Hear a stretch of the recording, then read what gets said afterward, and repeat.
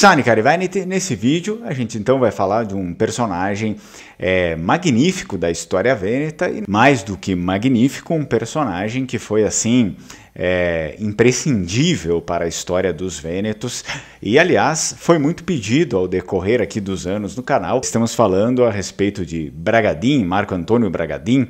Vamos fazer apenas um resumo, né, da história dele, na verdade dos principais momentos ali da história dele. Fica no vídeo até o final, não esquece então de curtir o vídeo, de se inscrever no canal e claro, ativa o sino das notificações para você sempre ficar por dentro do conteúdo aqui do Lenguamare, um conteúdo para você que é descendente de vênetos, que tem orgulho da sua origem vêneta e que quer preservar, né, o seu nome como tal, né, Vênetos. O Lenguamare tem um podcast aqui que ele é só para os assinantes, né, as pessoas que têm uma assinatura mensal, então o podcast ele já foi ali, na verdade a gente já falou detalhadamente sobre a história do Marco Antônio Bragadin para os assinantes, então as pessoas já viram, já receberam esse conteúdo em português, mas também o conteúdo em vêneto, né, com vídeos ilustrando a história do Marco Antônio Bragadin, com locução e tudo mais, e aqui eu vou fazer um resumo para vocês. O Marco Antônio Bragadin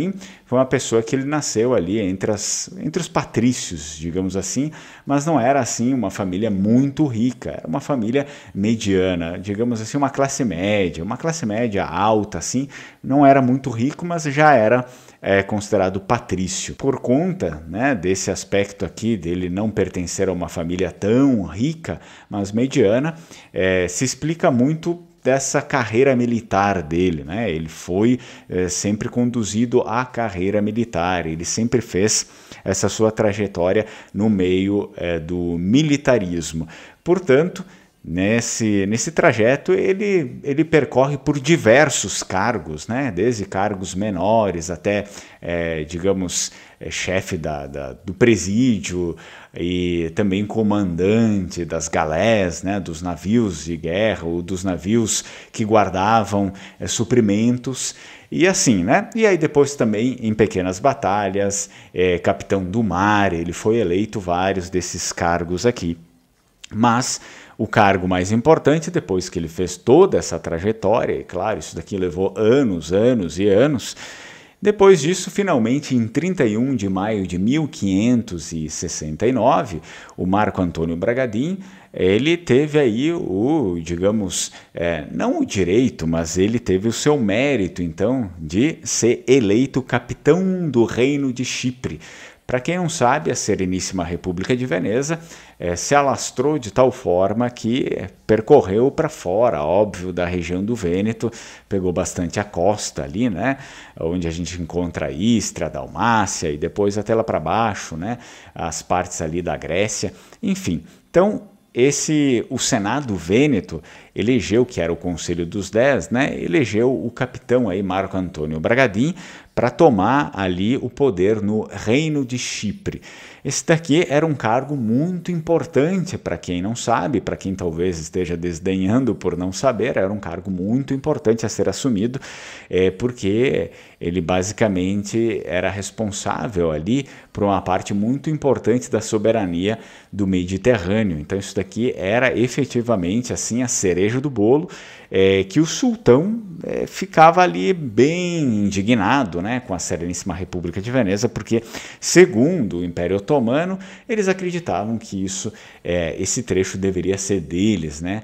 O Reino de Chipre deveria ser deles. É óbvio que eles acreditavam isso, né? Mal Marco Antônio Bragadin chega a Famagusta, ele mal chega lá e uma carta é enviada, né, para os comandantes vênetos, que existia ali os primeiros preparativos militares que estavam sendo empreendidos pelos turcos para uma expedição iminente, né, para atacar Famagusta.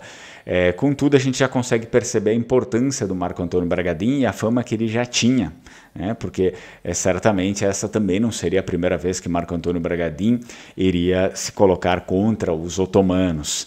Marco Antônio já teve outras experiências, outras batalhas, onde ele serviu a Sereníssima República de Veneza contra o Império Otomano.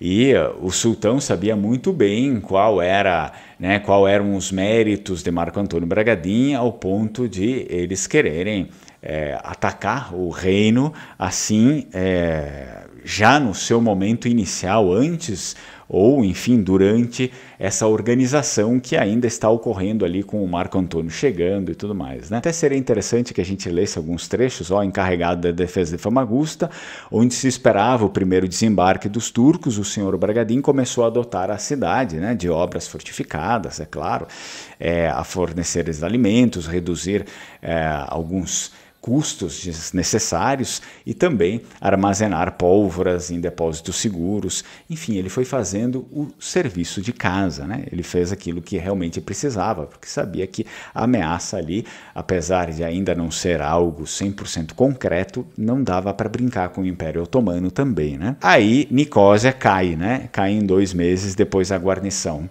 ter sido massacrada ali. É claro que já tinha sido a própria resposta de colocar o Bragadin ali, porque a situação já estava ruim, né?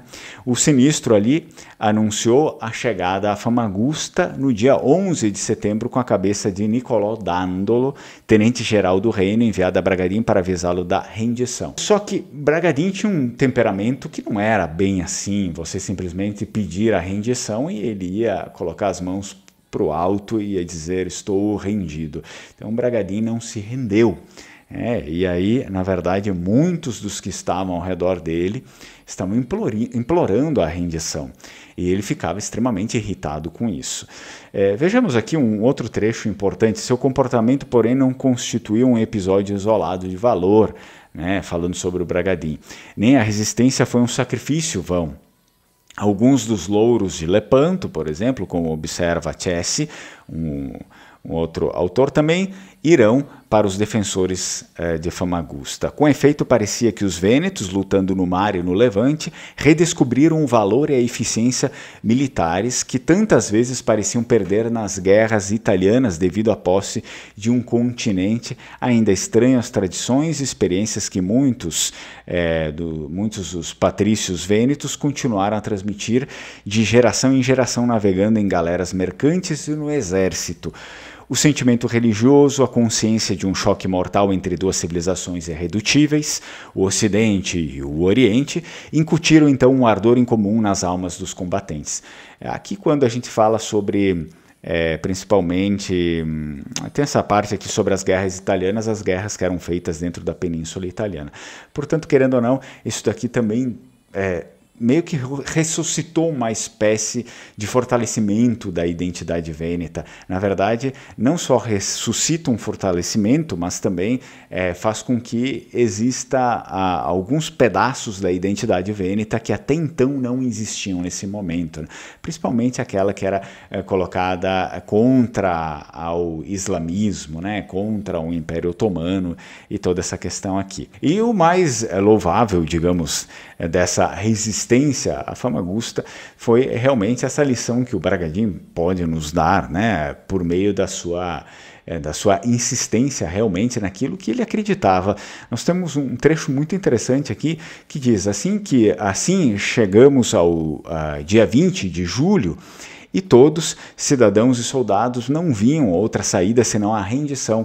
No entanto, não ousaram mencionar isso a Bragadin, né? Mas quando foi informado disso, ele ficou furioso, gritando de raiva e dizia: Deus não me permita que tal coisa seja feita pela casa dos Bragadin, e quem quer que me diga tal coisa, tomarei sua vida.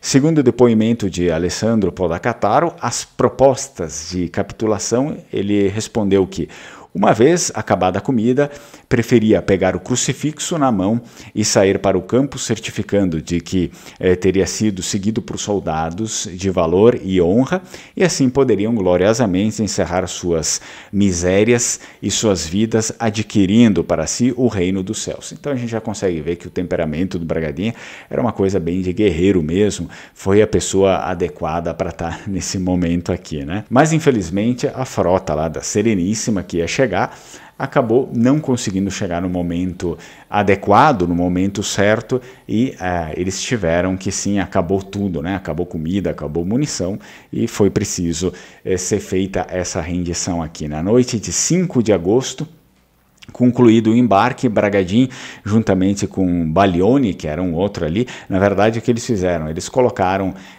a maior parte das pessoas que estavam ali no reino, eles colocaram no embarque, né, para que elas pudessem fugir, e eles foram se entregar, e assim eles se concentravam só neles e deixavam o povo fugir, né?